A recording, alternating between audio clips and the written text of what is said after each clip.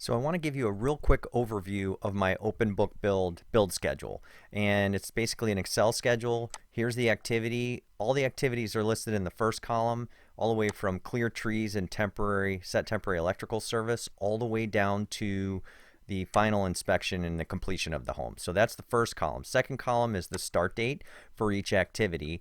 And because we didn't have any trees, there's no start date here for this one, and then days to complete for each activity as well, based on years of experience building houses. So for the strip topsoil, install construction drive and silt fence, if we put in the start date for the house as September 13th, it automatically runs out through all these formulas in these cells for work days down to a final completion date of Friday, December 13th, which is fantastic. So you can just put in your dates and adjust these as you go, and it automatically recalculates the schedule for you. It's a really simple tool to use.